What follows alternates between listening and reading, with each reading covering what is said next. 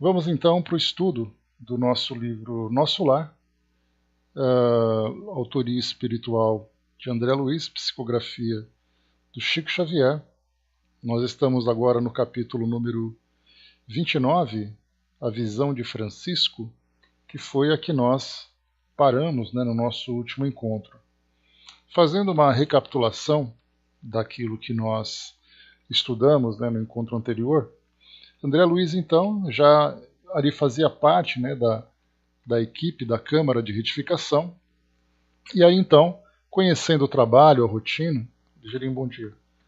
Conhecendo o trabalho e a rotina, nós vimos ali, então, no capítulo número 28, em serviço, que após se familiarizar com aquele departamento, ele, então, ouviu naquele comunicador que havia lá naquele setor um contato por uma equipe de resgate que foi naquela faixa umbralina, onde tanto sofrimento se concentra pelos espíritos desencarnados.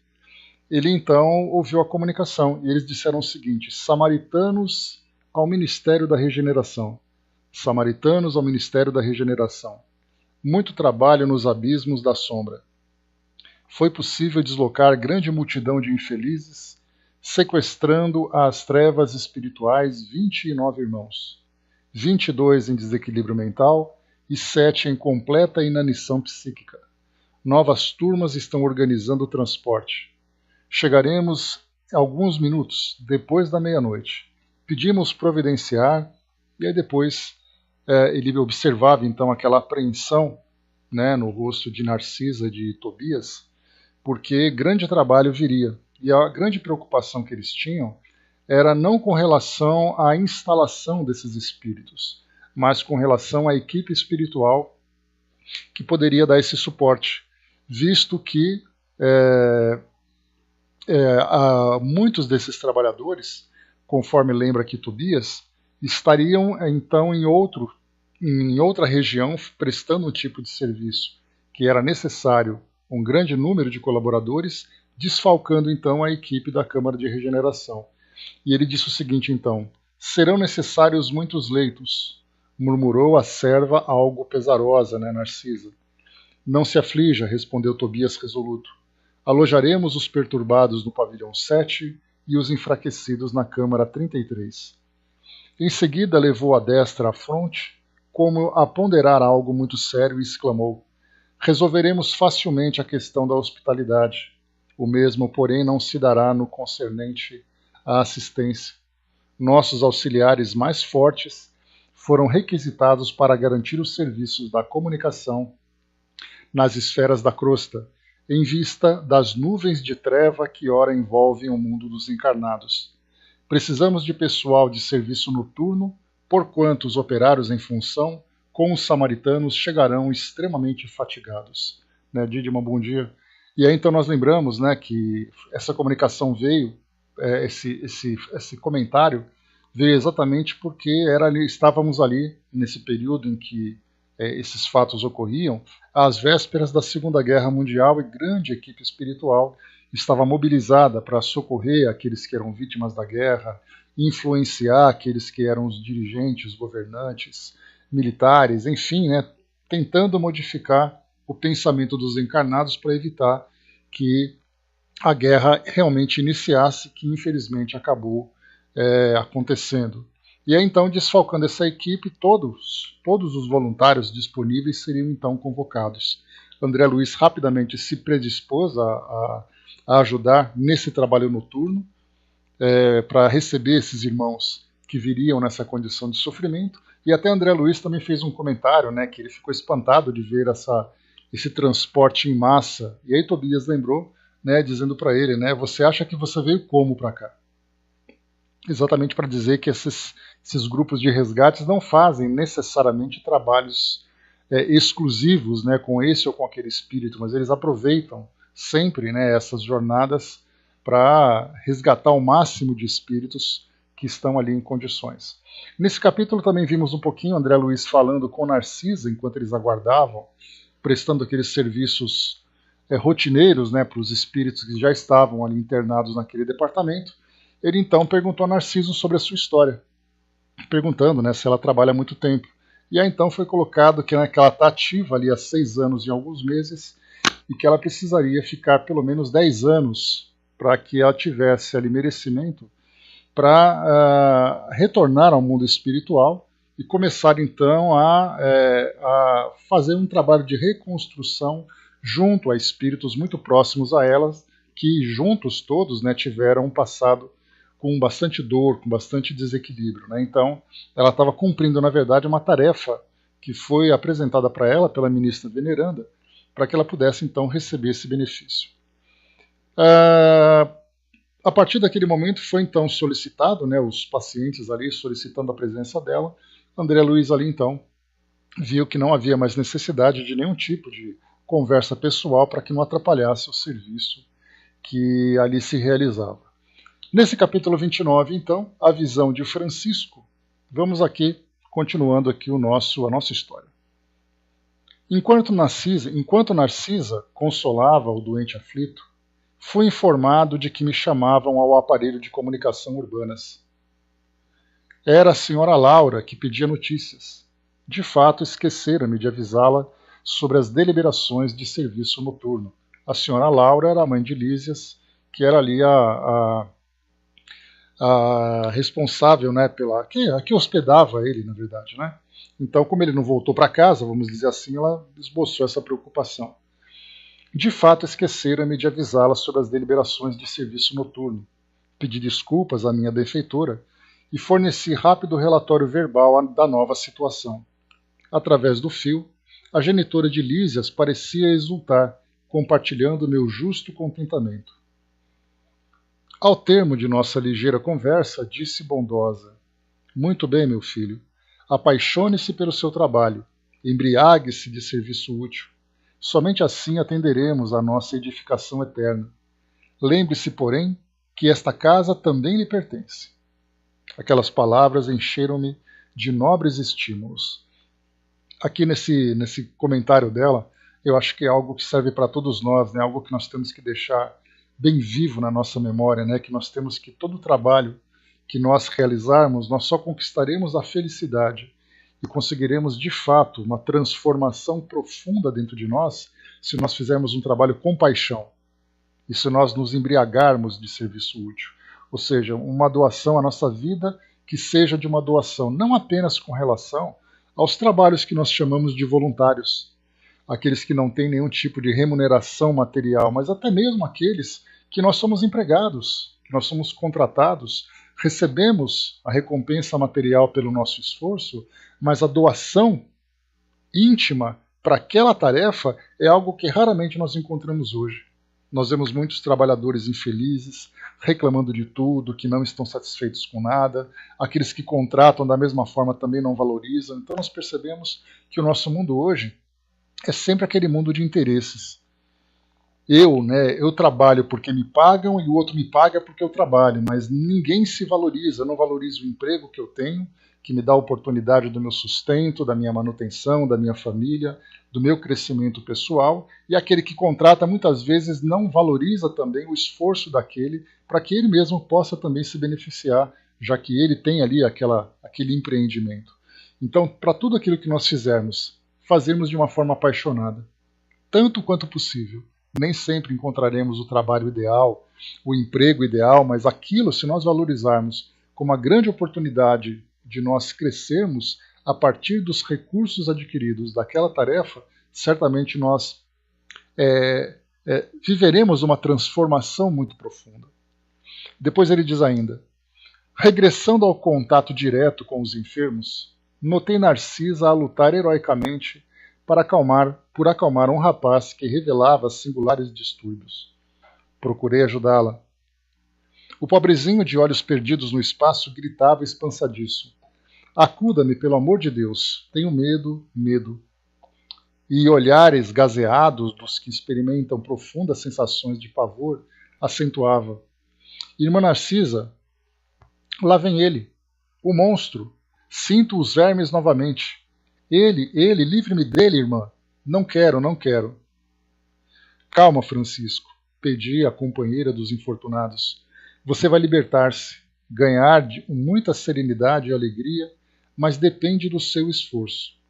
Faça de conta que a sua mente é uma esponja embebida em vinagre. É necessário expelir a substância azeda. Ajudá-lo-ei a fazê-lo, mas o trabalho mais intenso cabe a você mesmo. O doente mostrava boa vontade, acalmava-se enquanto ouvia os conceitos carinhosos, mas volvia a mesma palidez de antes, prorrompendo em novas exclamações. Mas, irmã, repare bem, ele não me deixa. Já voltou a atormentar-me, veja, veja. Estou vendo, Francisco, respondia ela, cordata, mas é indispensável que você ajude a expulsá-lo. Esse fantasma diabólico, acrescentava a chorar como criança, provocando compaixão. Confie em Jesus e esqueça o monstro, dizia a irmã dos infelizes, piedosamente. Vamos ao passe.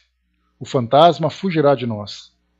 E aplicou-lhe fluidos salutares e reconfortadores, que Francisco agradeceu, manifestando imensa alegria no olhar. Agora, disse-me ele, fim da operação magnética, estou mais tranquilo. Narcisa ajeitou-lhe os travesseiros, mandou que uma serva lhe trouxesse água magnetizada. Aquela exemplificação da enfermeira edificava-me. O bem como o mal, em toda parte estabelece misterioso contágio. Observando-me o sincero desejo de aprender, Narcisa aproximou-se mais, mostrando-se disposta a iniciar-me nos sublimes segredos do serviço. A quem se refere o doente? Indaguei impressionado. Está porventura assediado por alguma entidade invisível ao meu olhar? A velha servidora das câmaras de retificação sorriu carinhosamente e falou. Trata-se do seu próprio cadáver. Que diz? Tornei espantado. O pobrezinho era excessivamente apegado ao corpo físico e veio para a esfera espiritual após um desastre, oriundo de pura imprudência. Esteve durante muitos dias ao lado dos despojos, em pleno sepulcro, sem se conformar com a situação diversa. Queria firmemente levantar o corpo e ir tal o império da ilusão em que vivera, e nesse triste esforço gastou muito tempo. Amedrontava-se com a ideia de enfrentar o desconhecido e não conseguia acumular nem mesmo alguns átomos de desapego às sensações físicas. Não valeram socorros das esferas mais altas, porque fechava a zona mental a todo pensamento relativo à vida eterna. Por fim, os vermes fizeram-lhe experimentar tamanhos padecimentos que o pobre se afastou do túmulo tomado de horror. Começou, então, a peregrinar nas zonas inferiores do umbral. No entanto, os que lhe foram pais na terra possuem aqui grandes créditos espirituais e rogaram sua internação na colônia. Trouxeram-no os samaritanos quase à força. Seu estado, contudo, é ainda tão grave que não poderá ausentar-se tão cedo das câmaras de retificação. O amigo que lhe foi genitor na carne está presentemente em arriscada missão distante de nosso lar. E vem visitar o doente? Perguntei. Já veio 2 vezes e experimentei grande comoção, observando-lhe o sofrimento discreto. Tamanha é a perturbação do rapaz que não reconheceu o pai generoso e dedicado. Gritava aflito, mostrando a demência dolorosa. O genitor que veio vê-lo em companhia do ministro Pádua, do Ministério da Comunicação, pareceu muito superior à condição humana, enquanto se encontrava com o nobre amigo que obtivera hospitalidade para o filho infeliz. Demonstraram-se bastante comentando a situação espiritual dos recém-chegados nos círculos carnais. Mas, quando o ministro Pádua se retirou, compelido por circunstâncias de serviço, o pai do rapaz me pediu lhe perdoasse o gesto humano e ajoelhou-se diante do enfermo. Tomou-lhe as mãos, ansioso, como se estivesse a transmitir vigorosos fluidos vitais, e beijou-lhe a face, chorando copiosamente. Não pude conter as lágrimas e retirei-me, deixando-os a sós. Não sei o que se passou em seguida entre ambos, mas notei que Francisco, desde esse dia, melhorou bastante. a demência total reduziu-se a crises que são agora cada vez mais espaçadas. Como isso me comove, exclamei sob forte impressão. Entretanto, como pode a imagem do cadáver persegui-lo? A visão de Francisco, esclareceu a velhinha atenciosa, é o pesadelo que muitos espíritos depois da morte carnal. É o pesadelo de muitos espíritos depois da morte carnal. Apegam-se demasiadamente ao corpo, não enxergam outra coisa, nem vivem senão dele e para ele, votando-lhe verdadeiro culto, e vindo o sopro renovador, não o abandonam. Repelem quaisquer ideias de espiritualidade e lutam desesperadamente pelo conservar. Surgem, no entanto, os vermes vorazes e os expulsam. A essa altura, horrorizam-se do corpo e adotam nova atitude extremista. A visão do cadáver, porém, como forte criação mental deles mesmos, atormenta-os no imo da alma. Sobrevêm perturbações e crises, mais ou menos longas, e muitos sofrem até a eliminação integral do seu fantasma. Então aqui, só para a gente poder trazer aqui alguns detalhes dessa passagem. Bom dia Gilda, bom dia Andréia, bom dia Abraço. Aqui então, esse comentário da relação que os espíritos mantêm com os seus corpos físicos, para nós, no nosso entendimento daquilo que nós observamos, dá a impressão de ser uma exceção. Entretanto, nós percebemos que isso acaba sendo uma regra para muitos daqueles que não têm qualquer tipo de consciência a respeito da realidade espiritual. Então sofrem, se não diretamente do corpo em composição, sofrem pela influência que a condição do corpo pré-desencarnação acaba exercendo sobre ele. Então são as doenças, são as deformidades, são principalmente as sensações.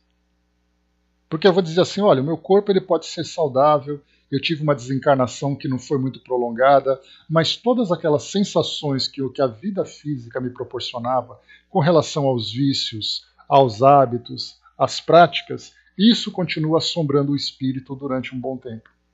Então, nesses casos mais graves que nós encontramos, nós vemos então esse espírito que André Luiz não trouxe para nós uma descrição.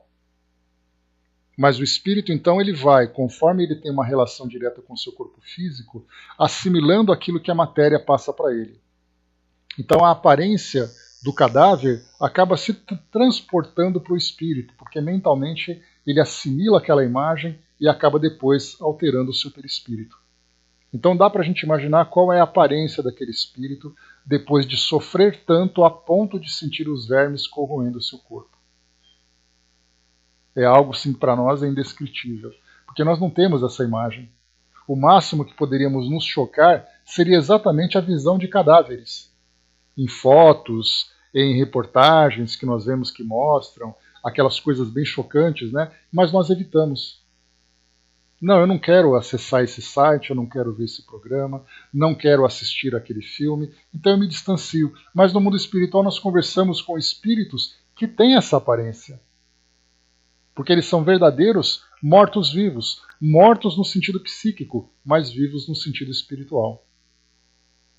Então, enquanto nós, encarnados, vivermos em função daquilo que o mundo pode nos oferecer e dedicarmos toda a nossa atenção e os nossos esforços para conquistar aquilo que o mundo tem para oferecer, no momento em que nós perdermos tudo isso, o primeiro impacto que vem em nós é exatamente o medo do desconhecido. Porque se eu souber aquilo que me espera depois da morte do corpo físico, eu já começo então a ser mais seletivo.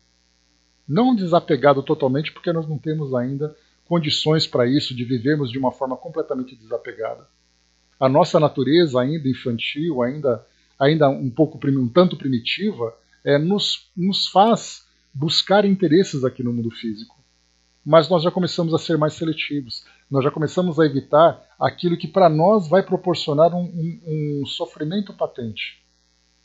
Mas nós continuamos ainda trazendo ali aquelas amarras que nos trazem ainda alguns tantos desequilíbrios. Mas, de um modo geral, para aqueles que não têm qualquer tipo de consciência espiritual, a vida material é a única realidade que eles vivem.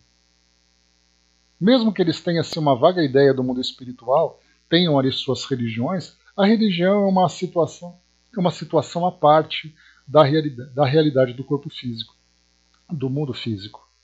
Então é como eu falo para vocês, né, eu uso essa expressão com frequência, como se nós tivéssemos dupla personalidade. Uma personalidade do mundo físico e uma personalidade espiritual. E a personalidade do mundo físico é sempre a mais importante, é a primária. E a nossa personalidade espiritual é a secundária, sendo que deveria ser exatamente o contrário. Então nós fazemos uma seleção. Eu sou físico, mas eu tenho a minha fé. Eu não me vejo como espírito integral. Eu sou espírito, eu tenho convicção dessa realidade e eu estou ora encarnado, ora desencarnado. É aquilo que a educação espírita traz para nós.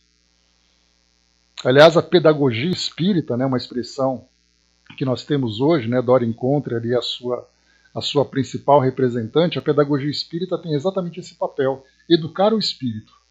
E o primeiro ponto dessa educação é fazer com que ele se entenda como espírito. E tudo aquilo que ele vive a partir dessa realidade. Enquanto ele não tiver consciência, ele vai viver essa dualidade. Ele é um encarnado que tem a sua crença, mas a vida encarnada é a sua principal realidade. Só que no momento em que vai chegando, então, o desfecho da sua experiência no mundo físico, ele então passa por essa transformação que vem acompanhado geralmente de muitas dores. Herculano Pires foi pioneiro nesse caso, né, porque ele já falava sobre isso naquela época. Educação para a Morte, por exemplo, um dos seus livros importantes que traz para nós essa visão. A difusão, a popularização foi através da Dora, né, porque ela estudou, né, na universidade, né, todos os graus ali até o pós-doutorado dela em torno da educação, da pedagogia espírita, para falar exatamente desse processo. E é exatamente isso, né, quando nós falamos no domingo, estudando lá na Sala Espiritismo Net Brasil, nós falávamos sobre as qualidades da inteligência, é o título que nós tivemos. Eu comentava exatamente sobre isso, né? Nós temos a inteligência que se manifesta de várias formas. Aliás, um tema muito interessante. E aí então nós percebemos que a vida acadêmica que nós temos hoje é uma vida que privilegia apenas a nossa inteligência lógico-matemática. Então você tem que estudar, prestar vestibular. E não valorizando exatamente as outras potencialidades do espírito.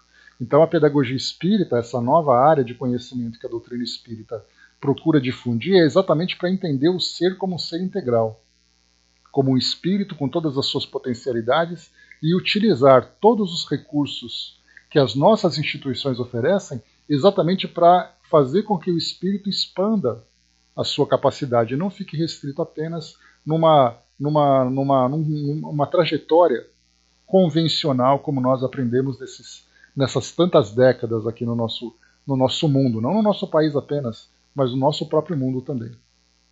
Então aqui nesse caso, pelo fato de nós não termos essa visão espiritual tão solidificada dentro de nós, passamos então por essas transformações tão perturbadoras. Não apenas não acreditamos em nada, mas vivemos de um modo muito apegado. Porque eu posso ser uma pessoa simples, tranquila, que não valoriza nada de excessos, uma pessoa equilibrada, mas para mim existe um vazio depois. Isso já vai ser algo perturbador. Agora, quando eu não acredito em nada e vivo em função dos prazeres do mundo, aí então é receita perfeita para trazer o sofrimento nesse momento tão importante. Diz aqui para nós ainda, continuando. Notando minha comoção, Narcisa acrescentou. Graças ao Pai, venho aproveitando bastante nesses últimos anos de serviço. Ah, como é profundo o sono espiritual na maioria dos nossos irmãos na carne. Isso, porém, deve preocupar-nos, mas não deve ferir-nos. A crisálida cola-se à matéria inerte, mas a borboleta alçará. Então esse sono espiritual da maioria dos nossos irmãos da carne, né, trata exatamente isso, essa inconsciência ou essa superficialidade com que nós tratamos, né, esse assunto. Né? Bom dia, Rogério. Tratamos esse assunto que é tão importante que, na verdade, quando se fala em religião, muitas vezes nós pensamos numa opção. A religião como uma opção, não a religião como uma educação do espírito. Então, quando a religião se torna uma opção, eu posso acreditar, posso não acreditar, posso acreditar naquela, posso acreditar nessa, e assim a gente vai moldando ao nosso gosto aquilo que vai falar para nós sobre as questões do espírito. E não nos educamos realmente com consciência dessa nossa realidade. Vai com Deus, Fotival, bom dia para você. Dessa realidade. Então, a educação espiritual não deve ser uma opção. Ela deve ser uma necessidade, uma escolha realmente que nós fazemos convicta. E diz ainda para nós. Eu comecei aqui, né? A crisálida cola-se à matéria inerte, mas a borboleta alçará o voo, né? Acabei cortando aqui porque pulou de linha. A semente é quase imperceptível e, no entanto, o carvalho será um gigante. A flor morta volve à terra, mas o perfume vive no céu. Todo o embrião de vida parece dormir. Não devemos esquecer as exceções. Emmanuel colocou aqui, né, se religião fosse importante, Emmanuel teria encontrado Chico em uma catedral, mas o encontro, né, se deu debaixo de uma árvore, enquanto Chico orava sozinho, né, que na verdade a gente fala ali sobre a espiritualidade, a educação do espírito, e não a religião como uma instituição. E de fato é assim que acontece, né? É a mesma coisa que aconteceu, por exemplo, com o próprio Cristo. Naquela época diziam que o Messias ia nascer, e onde esperavam esse Messias? Dentro das sinagogas. E eis então que nasce, né, através ali de um simples marceneiro. Então, na verdade, as pessoas confundem muito religião e espiritualidade. E, na verdade, esse é um dos grandes conflitos que nós encontramos hoje, né? Porque os homens fundam as instituições. Essas instituições são escola do espírito. Só que a forma como nós lidamos com essa relação com as instituições, nós desacreditamos naquilo que é o mais importante. Então, falar, por exemplo, sobre Deus, falar sobre Jesus, falar sobre o espírito, é algo que é opcional, porque depende de quem está falando. Se aquela religião fala, eu não acredito, mas se a outra fala, eu acredito. Então, na verdade, nós confundimos a espiritualidade com a religiosidade. Né? Ou com as religiões, na verdade, porque a religiosidade é a vivência espiritual das crenças. Então, infelizmente, o nosso mundo ainda vive essa superficialidade. E tem o seu preço, né? Infelizmente. E Narcisa calou-se, sem que me atrevesse a interromper o silêncio. Aqui, então, passamos já para o capítulo número 30, né? Herança e eutanásia. Ainda não voltara a mim da profunda surpresa quando Salústio se aproximou informando a Narcisa. Nossa irmã Paulina deseja ver o pai enfermo no pavilhão 5. Antes de atender, julguei razoável consultá-la, porque o doente continua em crise muito aguda. Mostrando gestos de bondade que lhe eram característicos, Narcisa acentuou. Mande-a entrar sem demora. Ela tem permissão da ministra, visto estar consagrando o tempo disponível em tarefa de reconciliação dos familiares. Enquanto o mensageiro se despedia apressado, a enfermeira bondosa acrescentava, dirigindo-se a mim, você verá que filha dedicada. Não decorrera 1 minuto e Paulina estava diante de nós, esbelta e linda. Trajava uma túnica muito leve, tecida em seda luminosa. Angelical beleza caracterizava-lhe os traços fisionômicos, mas os olhos denunciavam extrema preocupação. Narcisa apresentou-a delicadamente e, sentindo talvez que poderia confiar na minha presença, perguntou algo inquieta. E papai, minha amiga? Um pouco melhor, esclareceu a enfermeira. No entanto, ainda acusa desequilíbrios fortes. É lamentável, retrucou a jovem. Nem ele nem os outros cedem no estado mental a que se recolheram. Sempre o mesmo ódio e a mesma displicência.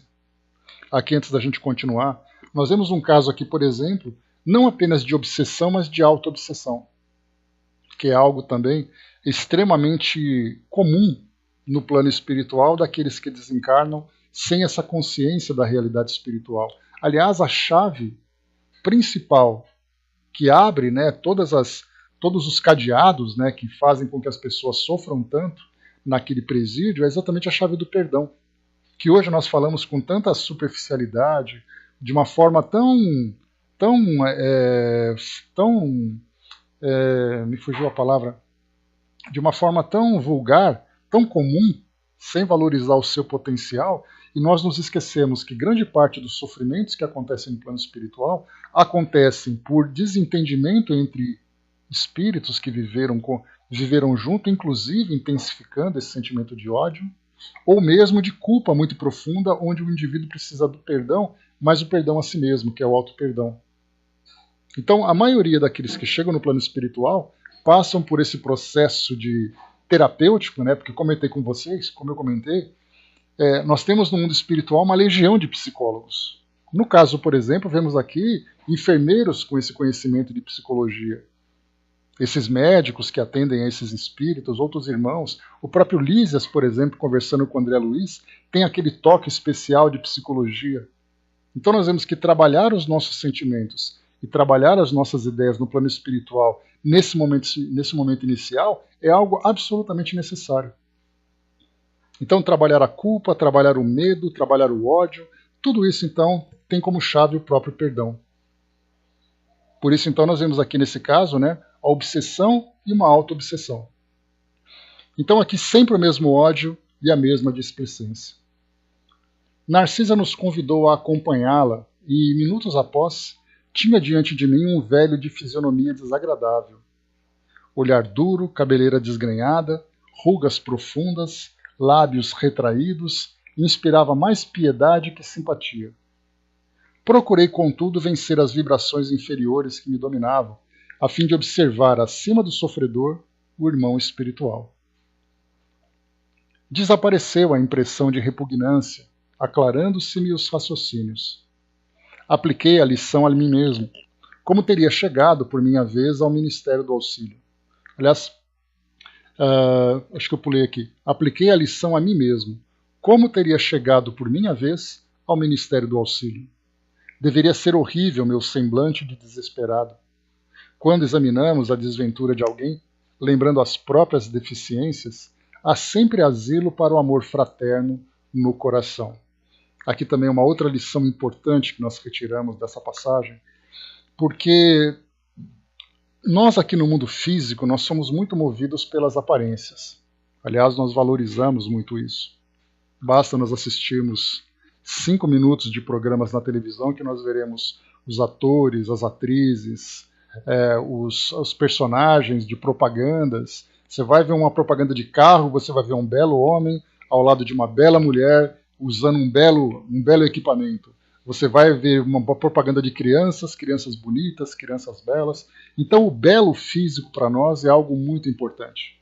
E quando nós apresentamos uma aparência que não condiz com essa exigência da sociedade, nós então acabamos ficando em segundo plano. É aí então das tantas pesquisas que mostram que pessoas com boa aparência têm mais facilidade de arrumar emprego do que aquelas que não têm boa aparência. Isso é uma realidade, nós sabemos. As portas que se abrem para a beleza e as portas que se fecham para aquela pessoa que não tem a beleza dentro desse padrão. E aí então, quando nós vemos, nesse caso, essa passagem de André Luiz, ele fala exatamente isso. Que inicialmente nós vemos ali então o sofredor. E de repente você deixa de ver o sofredor e você vê o irmão espiritual. É a mesma coisa que acontece quando nós começarmos a nos ver como espíritos que somos, nós não veremos classes sociais, não veremos as nossas crenças, não veremos as nossas aparências, não veremos as nossas posses. E é por isso então que nós temos tantas diferenças. Pessoas que se aceitam, preocupadas com raças, preocupadas com gênero.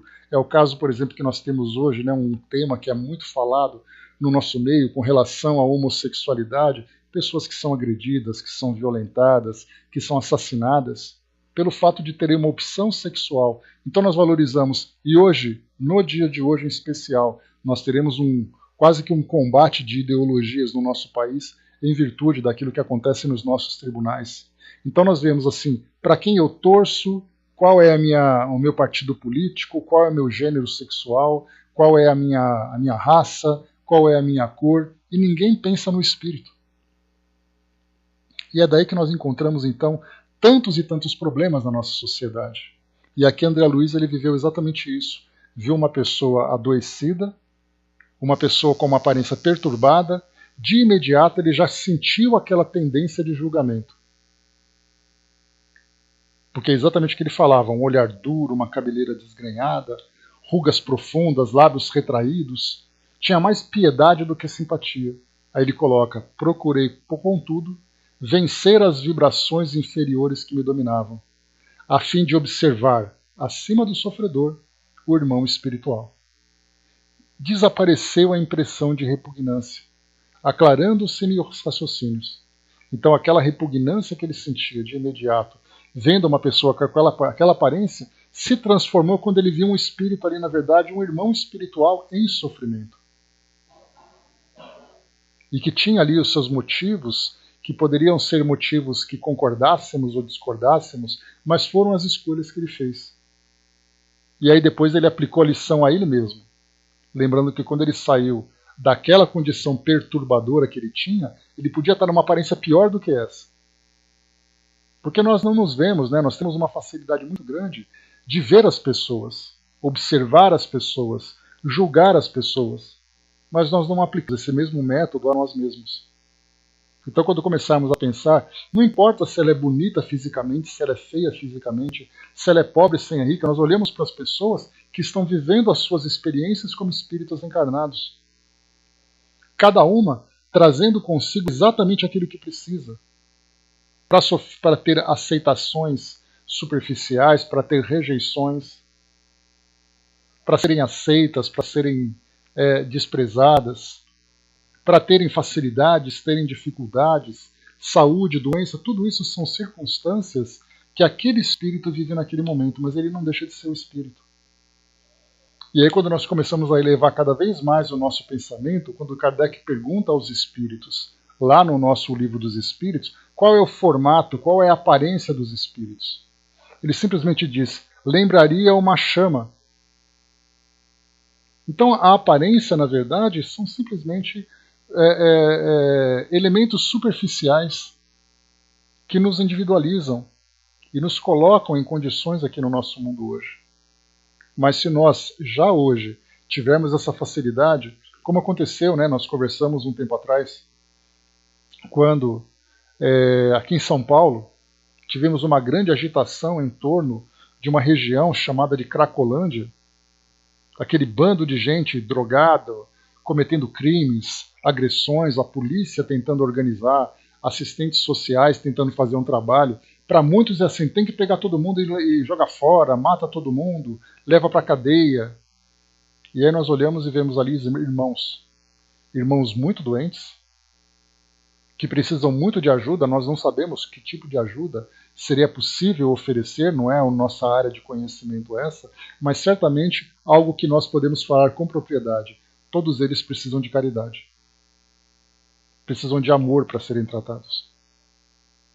Isso porque nós não conseguimos olhar além da aparência. Ver uma pessoa jogada no chão usando drogas, como se mostra nos documentários, nas reportagens, aquela câmera escondida mostrando uma pessoa atrás de uma árvore acendendo ali aquele cachimbo usando crack. E nós pensamos, que lixo humano é aquele? E aí nós levamos o nosso pensamento e pensamos nos tantos mentores e trabalhadores espirituais que estão tentando ajudar aquele espírito, não vendo o homem drogado, mas vendo o espírito doente. E assim, em qualquer trabalho de caridade que nós fazemos, em qualquer lugar que nós frequentamos, nós vemos espíritos. Lembram daqueles exercícios, né, que eu passei para vocês de observação? Comentei, né, de um dia nós estarmos caminhando numa praça de alimentação de um shopping center, pararmos ali 2 minutos e ficarmos olhando as pessoas, cada uma vivendo as suas vidas, com tudo aquilo que lhes foi oferecido, e são espíritos. Espíritos passeando, espíritos comprando, espíritos vivendo, muitos deles sem consciência do que são, mas todos eles como espíritos. E nós então transcendemos a matéria, transcendemos aquela aparência para chegarmos na essência. O Brás colocou, é difícil dominar essa parte em nós. Não tenhamos dúvida disso, Brás. Aí nós temos ainda, poderíamos até dizer que temos motivos, né, como você colocou, esse nosso desconfiômetro. Infelizmente, né, a nossa relação numa sociedade como essa, né, é ainda de muita desconfiança, de muito egoísmo, de muita violência, então nós queremos nos manter distantes. Mas quando nós começamos, pelo menos, podemos até manter aquela distância por segurança. Mas dentro de nós, quando nós começamos a mudar o nosso modo de ver as coisas, essa mudança certamente vai trazer uma repercussão muito positiva para nós. Ao assistirmos na televisão ali pessoas que foram presas por cometerem assaltos, por cometerem crimes, não vejamos o criminoso. Vejamos um espírito que caiu e ele vai ter a oportunidade de se reerguer e tenhamos a certeza de que temos muitos espíritos trabalhando pelo crescimento deles. Espíritos que foram seus familiares, imaginarmos, por exemplo, naquela região da Cracolândia, quantos espíritos, quantas mães desencarnadas estão ali juntos.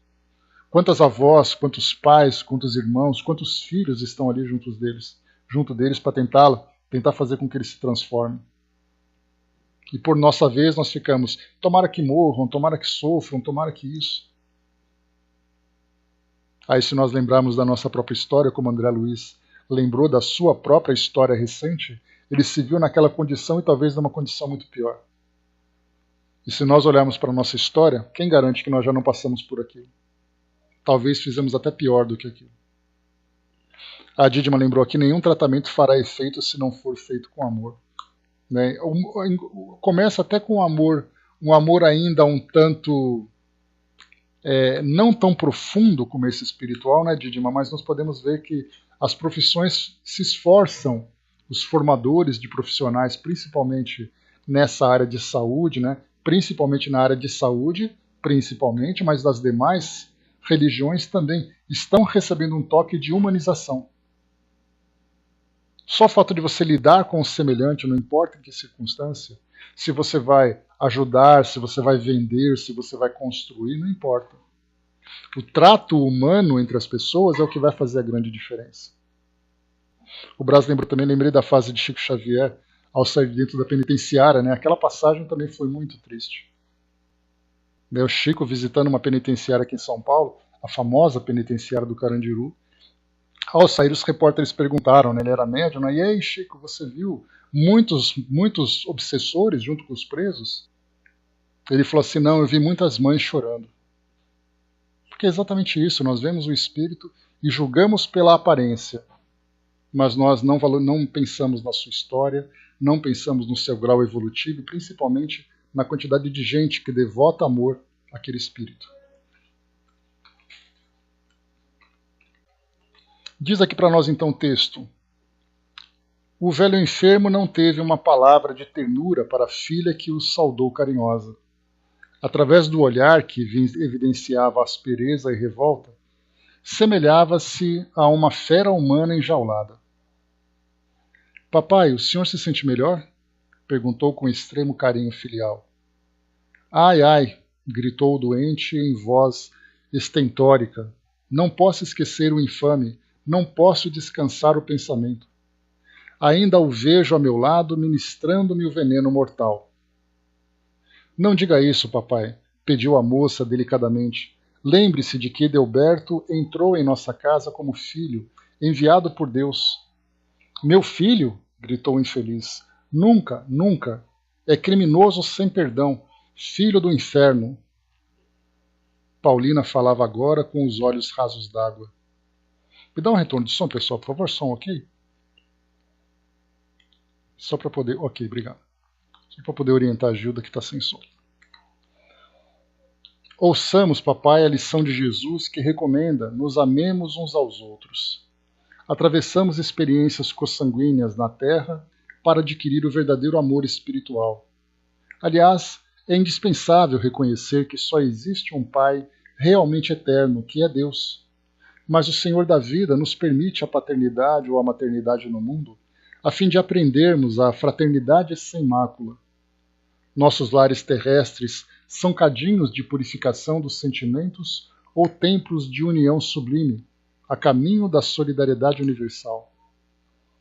Muitos lutamos e padecemos, até adquirir o verdadeiro título de irmão. Somos todos uma só família, na criação, sob a bênção providencial de um Pai único. Ouvindo-lhe a voz muito meiga, o doente se pôs a chorar compulsivamente. Perdoe Edelberto, papai. Procure sentir nele não o filho leviano, mas o irmão necessitado de esclarecimento. Estive em nossa casa ainda hoje, lá observando extremas perturbações. Daqui, deste leito, o Senhor envolve todos os nossos em fluidos de amargura e incompreensão, e eles lhe fazem o mesmo por idêntico modo. O pensamento, em vibrações sutis, alcança o alvo, por mais distante que esteja. A permuta de ódio e desentendimento causa ruína e sofrimento nas almas.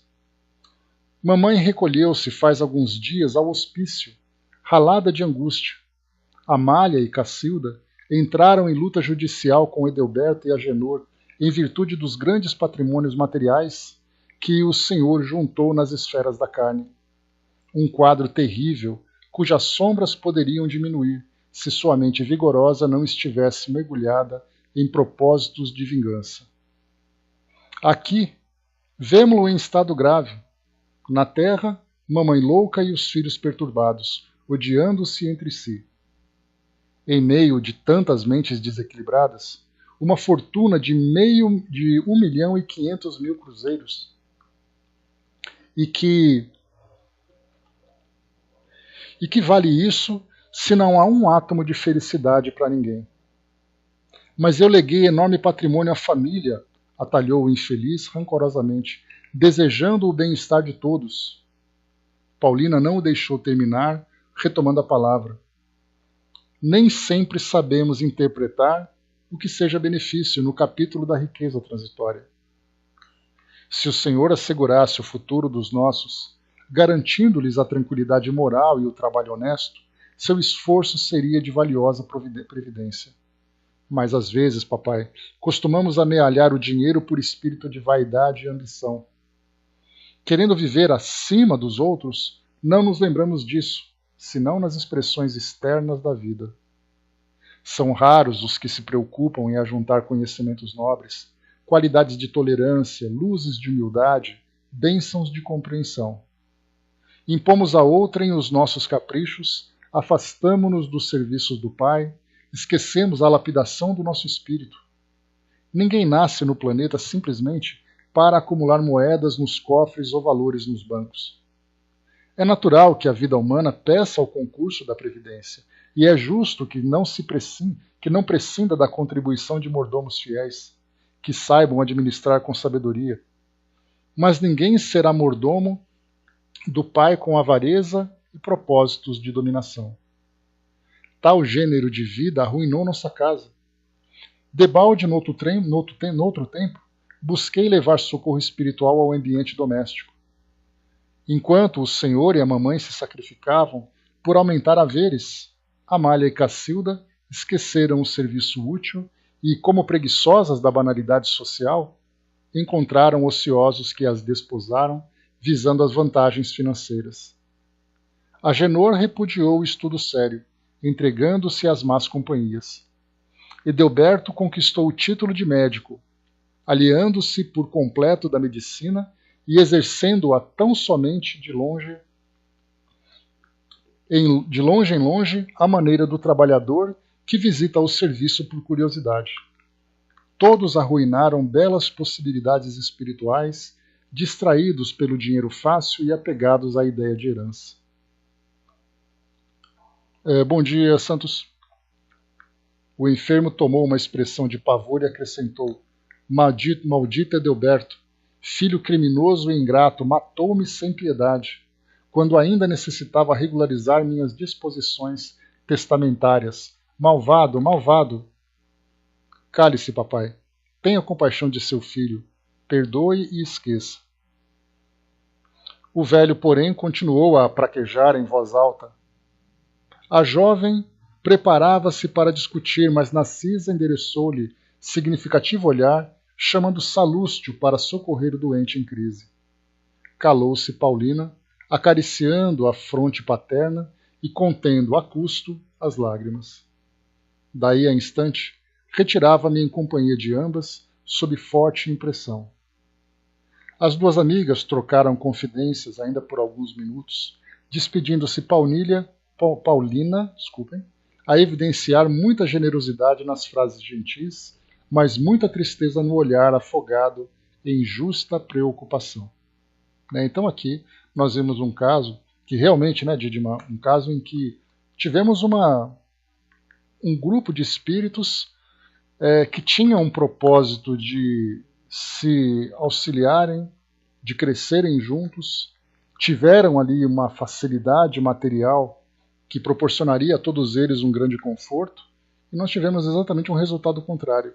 E quantos são os relatos de espíritos que, durante esse momento de passagem, em que acontecem ali os velórios, os sepultamentos, eles já percebem aquela carga mental negativa em que as pessoas pouco se importam com quem foi.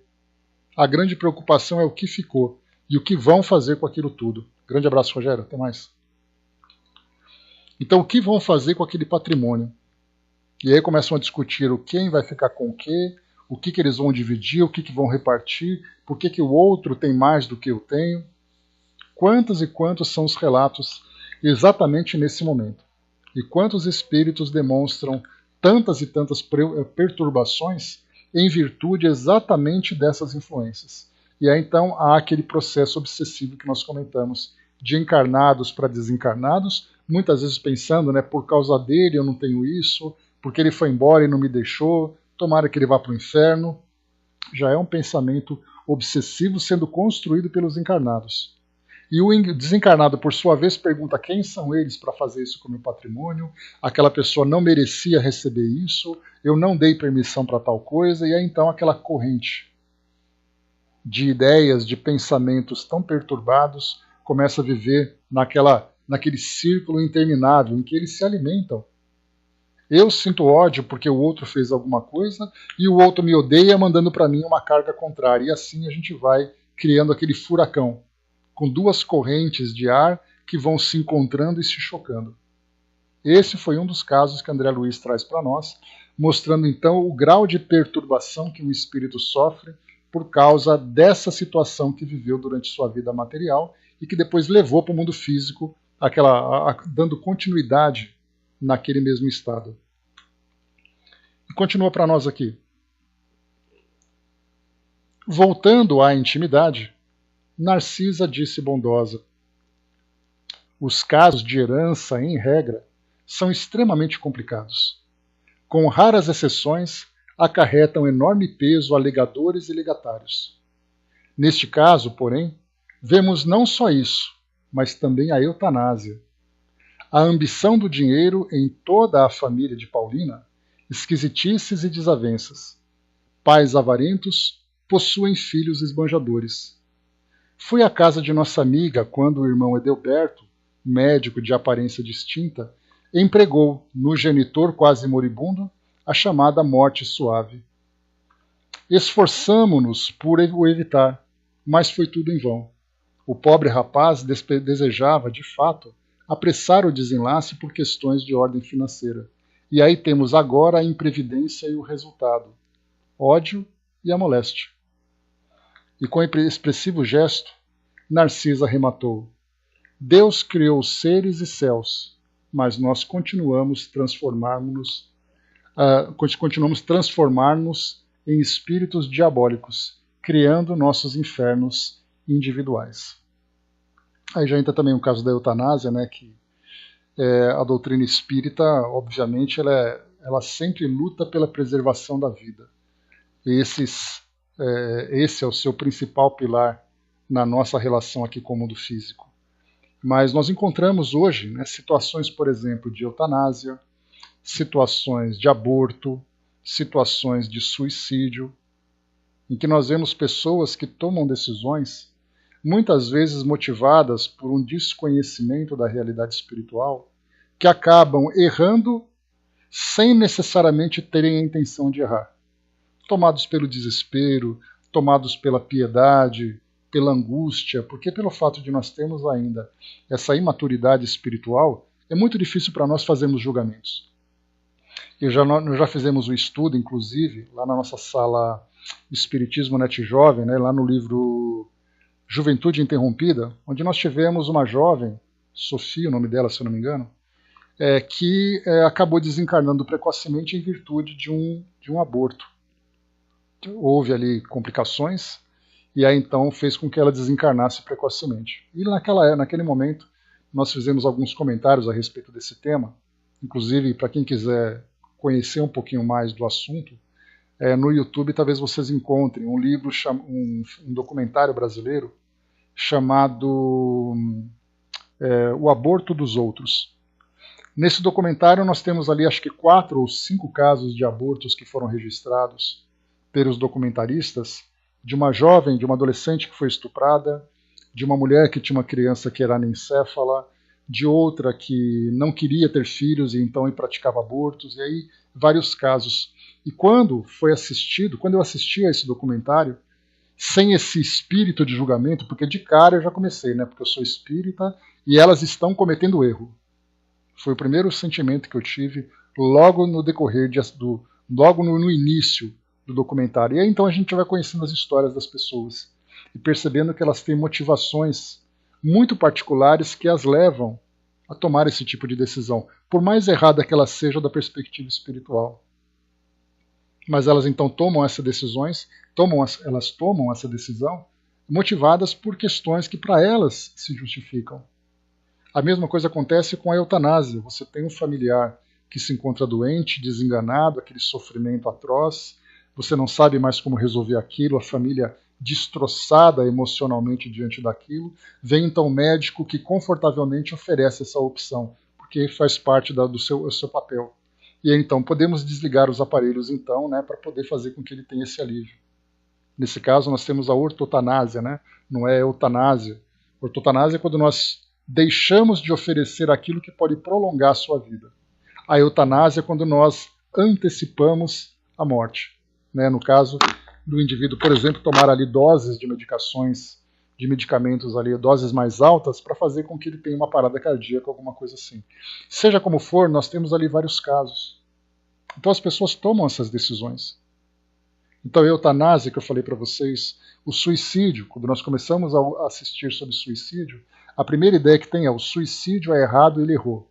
É um julgamento que nós fazemos. Mas aí quando nós começamos a estudar a natureza íntima de cada pessoa, nós vemos que para ele, naquele momento, ele não via saída para nada.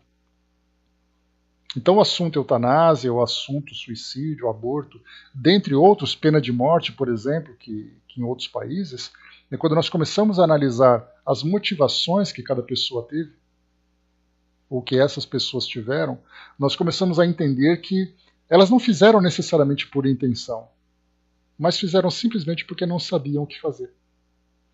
Elas se viram sem escolhas. Vão aprender de uma forma dolorosa pelas escolhas que fizeram. Não tenhamos dúvida nenhuma disso. Mas naquele momento nós lembramos sempre que tudo para nós, em cada atitude, em cada decisão que nós tomamos, nós temos atenuantes e temos agravantes. Os atenuantes é aquilo que tira um pouco do peso de uma decisão que foi tomada, como por exemplo o fato de eu desconhecer o assunto. E o agravante é quando eu tenho consciência e mesmo assim eu faço. Então tudo para nós, como lembra Erasto, que Deus nos julga pelas nossas intenções, então intimamente somente Deus conhece as nossas intenções. Nesse caso, dessa história que nós vimos agora, movidos pela ambição, ou movido pela ambição, nós tivemos aqui então um filho que antecipou a desencarnação do pai. A princípio pode ter aquela capa de piedade, mas intimamente nós sabemos qual é a questão que foi trazida para nós. Braz lembrou aqui, na minha eutanásia eu vou exigir que seja feita um pedacinho de pamonha, né, Braz? E não vão te dar só para te judiar. Aí você volta como obsessor, sem problema. Né, já que está na onda mesmo, né, vamos pegar todo mundo pelo pé. É assim que funciona, né? Então temos ali, né, assuntos complexos, assuntos importantes que a nossa sociedade vem aprendendo ainda a lidar com eles. Pessoas são movidas por um sentimento de caridade, de compaixão, de compreensão, notícias que vão saindo nos jornais. Ontem mesmo, antes de ontem, uma notícia de um garotinho lá em Londres que estava desenganado, né, ele tinha um câncer de pulmão, que já estava ali num estado irreversível e os médicos estavam preparando para poder desligar os aparelhos e naquele mesmo dia o garoto despertou e sentou na cama. E aí então a família, isso foi na Páscoa, a notícia foi antes de ontem, foi na Páscoa que aconteceu isso. E aí então a família considerou como um milagre da Páscoa, da ressurreição. Então para eles foi um sinal importante, né? Então, o que nós vemos assim, a cada dia nós vamos aprendendo com as nossas próprias escolhas. Se eu por acaso tomo uma decisão equivocada do ponto de vista espiritual e que vai me trazer um sofrimento, esse sofrimento vai ser para mim então o meu grande professor. E aí então numa próxima encarnação eu saberei exatamente aquilo que eu não posso fazer. E se eu for reincidente, eu vou então sofrendo, né, cada vez mais, vai se potencializando essa dor que vai me atingindo. Como é o caso, por exemplo, que acontece não apenas de abortos recorrentes, mas de suicídios também recorrentes. Espíritos que são levados a 2, 3 encarnações seguidas pelo suicídio.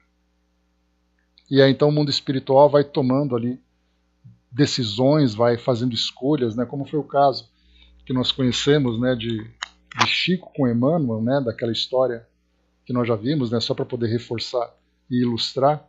Uma mãe carregando um filho, indo até em direção ao Chico, o filho que tinha ali 2 doenças graves, né, tinha nascido com uma deficiência grave, sem os braços, e uma doença severa que faria com que ele amputasse os braços, amputasse as pernas também. E a mãe foi perguntar, meu filho já nasceu sem os braços, e agora terá as pernas amputadas? E aí então Emmanuel, através da mediunidade do Chico, disse para ele, esse irmão é um suicida que já cometeu vários suicídios. E mesmo nascendo com essa deficiência, ele começa a mostrar tendência ao suicídio de novo. Então vem a doença para limitá-lo ainda mais. Então, na verdade, são medidas extremas para necessidades extremas. Então, vemos, né, que cada espírito então vai alimentando dentro de si as suas tendências, buscando os seus objetivos, e o mundo espiritual vai tentando nos ajudar no nosso crescimento. Mesmo que muitas vezes a nossa vontade seja contra esse crescimento, porque nós queremos crescer, né, do nosso modo. E o nosso modo muitas vezes nos leva a quedas muito profundas. Então, meus amigos, encerrando por aqui o nosso estudo de hoje, fizemos então o capítulo 29, a visão de Francisco, né, aquele espírito que ainda trazia as impressões do seu corpo físico em decomposição e aquele sofrimento todo, e herança e eutanásia, um outro caso então, né, de intrigas de famílias, intriga de família sobre briga de herança, eutanásia, assassinato, entre aspas, né, etc. Né? E depois nós teremos aqui o próximo caso, o caso 31, vampiro. Então André Luiz aqui nesse intervalo, quando ele chega nas câmaras de retificação, até o momento em que ele vai atender aquele grupo de espíritos resgatados, desculpe, que vem sendo trazidos para atendimento, ele vai então conhecendo os casos dos pacientes. Então ele já contou 2 casos para nós aqui, depois ele vem um terceiro, nós vamos estudar no próximo encontro. Então é isso, pessoal, fechando por aqui o nosso estudo de hoje. Próximo capítulo na semana que vem, então